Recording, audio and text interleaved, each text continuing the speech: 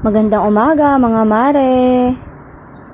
Nagpaluto nga pala ako kay mother ng bagoong alamang. Ang sahog niyan mga mare ay chicharon. Ito nga pala ang aming tanghalian ngayon. Wala na naman akong naisip na aming uulamin ngayong pananghalian. Kain po tayo mga mare.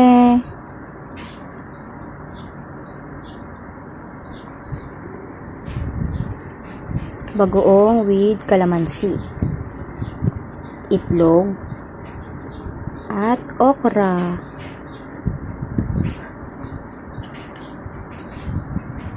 Kain po tayo.